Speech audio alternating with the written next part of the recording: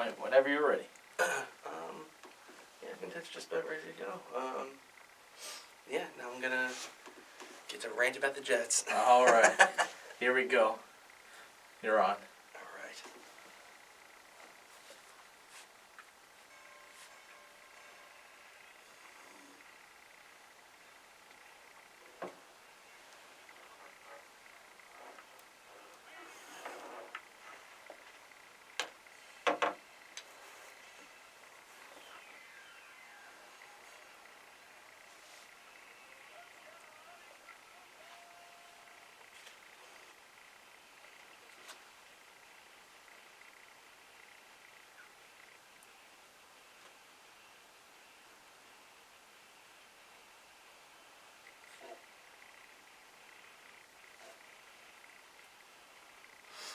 That's right, everybody, and welcome once again to the Coffee with Cramer podcast.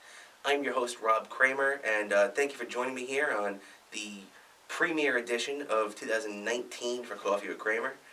This is we've been going since 2017, so really appreciate you sticking us with here and sticking with me. If you're following me on Twitter at Cramer New York, or the podcast or the Twitter for this podcast at Coffee W Cramer. You can check us out there. Also, you can check me out on most Sunday nights hosting Sports Talk 1240 on WGBB AM, 1240 AM in New York, Long Island's oldest radio station. So thank you once again for joining me here. And we got a lot to get to today as we had a great weekend of playoff football. Just some terrific games all over the place. We'll get to our Bet DSI segment about halfway through the show. We're going for about an hour here today.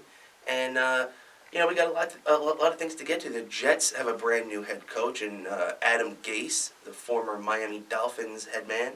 And we'll tackle that in a couple of minutes. But, the Mets made a couple of interesting signings, bringing in Jed Lowry. The Yankees picked up DJ LeMahieu. So things are starting to heat up right now as the hot stove was cold, and now it's heating up right now. And we got playoff football. So let's get into some football right now. Talking about the New York Jets, ladies and gentlemen, as Todd Bowles was fired on the final day of the season after getting killed by the Patriots 38-3. It was a late Sunday night. I was on the air, actually, on Sports Talk 1240 while the news broke. The Jets have done a lot of interviews and a lot of, looking into themselves since this, because you realize that it's not only Todd Bowles' fault. Todd Bowles may have been a terrible head coach and may have made a lot of Jet fans scratch their heads at times, but it wasn't all his fault. He wasn't given a terrific roster to begin with, and the Jets really have to look themselves in the mirror when they were doing this hiring.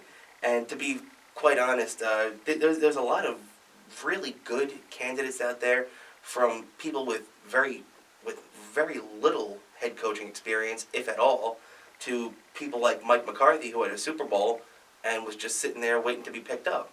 Well, they looked at Cliff Kingsbury, who is the former head coach of Chiefs star quarterback Patrick Mahomes. He was his coach over there at Texas Tech, where Mahomes put up great numbers and terrific numbers, but as he even said, never really won anything. Well, he's changing that this year. We'll get to that in a little bit, as the Chiefs moved to the AFC Championship game yesterday. But they interviewed a lot of other people, too, including Baylor head coach Matt Rule, who, it seems like he was the Jets' first choice for the job. Former Buccaneer offensive coordinator Todd Monken was a hotly pursued candidate that got a lot of consideration from a lot of different teams. Former Lion and Colt head coach Jim Caldwell got a lot of consideration, and he wasn't really a hot pick, but he was a guy that a lot of Jet fans wouldn't have had that much of a problem with. And Mike McCarthy, obviously, who was the darling of a lot of Jet fans and a lot of media personalities and everything, who wanted this guy, Mike McCarthy, to bring his Super Bowl resume to New York. And unfortunately, for people who felt that way, the New York Jets announced late this week that Adam Gase will be joining the franchise as the 19th head coach in team history. And, to be honest, my immediate reaction when I heard this was a gasp of horror, and I dropped my cell phone. I remember waking up right after Christmas, listening to WFAN and hearing Joe and Evan. Joe had called in that day. Evan took his call. Joe Benengo and Evan Roberts, if you're not familiar. And Evan Roberts basically said, I'm scared that this team is going to pick up Adam Gase. And I remember when I heard that, I laughed out loud. I thought to myself, there's no way that this team is going to be dumb enough to hire a guy in Adam Gase who alienated a lot of his locker room, supposedly. If you're going to believe reports, this guy alienated a lot of guys in the locker room. Frank Gore, who was one of the classiest guys in the NFL, was not a big fan of his. He ran Jarvis Landry out of town. Jarvis Landry was a guy who had 100 catches in multiple years. This is a guy who was one of the more talented receivers in the NFL, and he chased him off to Cleveland, and now he's a weapon for Baker Mayfield and that up-and-coming team out there with Freddie Kitchens as their new head man over there taking over. So there's a lot of things to get into right now in regards to Adam Gase. So Adam Gase had a 3-year stint in Miami where he supposedly forced his way out at the end there, because reports coming out of Miami are that the Dolphins owner had no interest in firing Adam Gase, which I guess kind of makes it a little bit more intriguing for Jet fans, because he's not necessarily another team's trash that we're just picking up and sorting through. That this guy is, that there were a lot of people, even the people where it's widely reported that he alienated guys in the locker room. There are other reports coming out of Miami that there was a long line of guys waiting outside his office on his last day with the team to wish him good luck in his future endeavors. And I will say that does say a lot about a guy, that his teammates, even while this guy's pushing his way out the door, do, still want to say that they appreciate everything that he's done for them. But, this guy gets credit for a long list of quarterbacks that begin with Jay Cutler, which I don't know about you, that doesn't exactly get me too excited hearing about Jay Cutler. But, aside from that, he is being given a lot of credit for helping Peyton Manning figure out how to really take his game to the next level in today's new NFL. And Peyton, in all seriousness, did have his best NFL season under Adam Gase. But how much does that have to do with Gase, or the fact that he's working with a one of the best quarterbacks of all time that was on a stacked team that went on a Super Bowl run? I don't really know what to get out of that. If we're going to break down Gase year by year, his first year in 2016, he went 10-6. They lost 30-12 to Pittsburgh in the wild card round that season. It's playoff experience at the very least. Which, if you saw the Ram game this weekend, that Sean McVay looked like he took that one loss they had last year, tough loss, to Atlanta, and it looks like they really righted a lot of the wrongs that they went through last year. It was a growing season for them, and now this year they're in the NFC Championship game.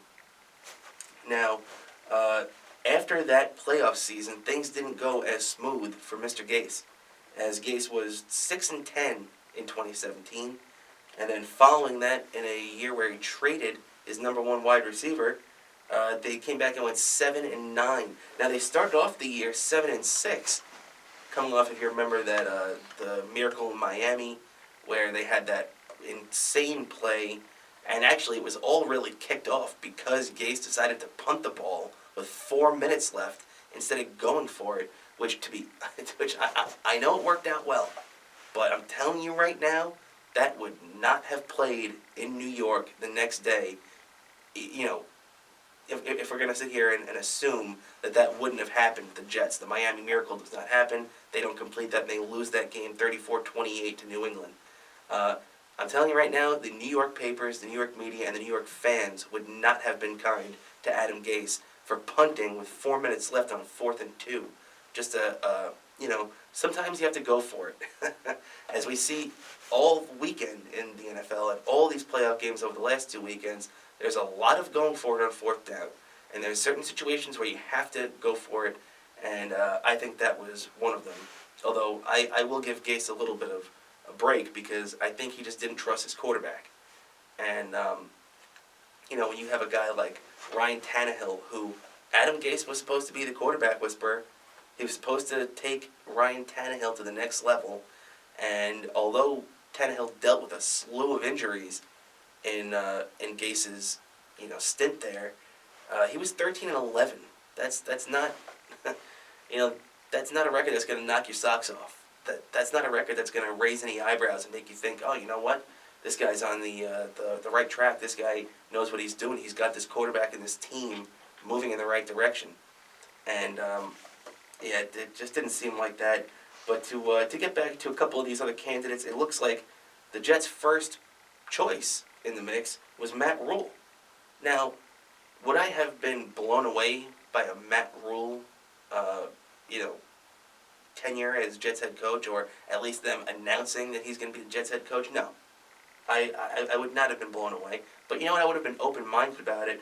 And to be fair, I am being open-minded about Adam Gase. I'm going to sit here and smash it right now all I want. But there's nothing more that I want over the next couple of years is to be proven wrong. Please prove me wrong, Jets. I want to be wrong. I've never wanted to be more wrong about anything in my entire life. But I just don't think that Adam Gase is the right guy. But now I'm going to sit here and get my pom-poms out. But to get back to Matt Rule, supposedly the Jets offered him the job. And then he started, to get a little happy feet. They weren't really sure if he was going to take the job or not. They gave him a list of candidates that they wanted him to consider for his staff, his offensive and defensive coordinators, and it started to fizzle there because I think Matt Rule wanted to pick his own staff, and I don't blame him for that. I also don't blame the Jets for being, a little, gun-shy of giving this guy full reign when he really doesn't have many NFL connections. He's only got, 39 NCAA games under his belt. So he doesn't have a long history anyway, and he's 13-26 at Baylor. So I get the Jets not wanting to give this guy, his free reign. But to be honest, if you're going to give this guy, if you're looking at the candidates and your number one choice is Matt Rule, and you say, oh, this guy's going to be a hell of a coach, I want to get him in here, then get him in here. Don't sit around and fart around and sit here and say, oh, I don't know if I want to pay this guy that much, or I don't know if I want this guy to be able to pick his staff. I don't know if he's going to pick the right guys. Just, if that's the guy you want, if that was your first choice, then it's a disgrace that he's not the pick. Like I said, it wouldn't have blown me away. I wanted Mike McCarthy. I wanted a guy with a Super Bowl ring to come in here with a little bit of swag and teach this team how to win. This is a guy who has been there. He's been in Green Bay for 13 years. He's made the playoffs 8 times. He's got 6 division championships. I'd like to have a taste of that here in New York. I don't know about you, but this guy's been to 3 NFC Championships games. And everybody talks about, oh, maybe the game is starting to lose Mike McCarthy. And I know I just completely jumped off Matt Rule. I'll get back to him in 1 second. But, when it comes to Mike McCarthy, the guy was in the NFC Championship game 2 years ago. 2 years ago. People forget about that. They were that close to going back to the Super Bowl, but they ended up, and obviously McCarthy did play a role in it, where they blew that game to Seattle, and Seattle ended up going back. But, what comes to my mind is that, you have a guy in there that had the hardware, that had the want to be in this Jets organization. He didn't want to be a part of any other places. He didn't go on an interview with Cleveland because Cleveland requested that they keep Freddie Kitchens if he did. So then Cleveland just gave Freddie Kitchens the head coaching job. Now, I don't know if that's a good thing or a bad thing, but I think that Mike McCarthy was the right guy for the team. But, we'll find that out down the road. Mike McCarthy's going to sit out this year. He's going to collect his $9 million, and he's gonna be happy. His family's gonna be happy, and then next year we'll see what the deal is. But I'm telling you right now, no Matt Rule, no Kingsbury, no McCarthy. We got Adam Gase. If after this season, if Adam Gase is giving us another Todd Bowles-like 5-11 year, and there's no playoffs, and this team's out of it before Thanksgiving, I don't care that it's only a year. I want him gone. I want Mike McCagan gone.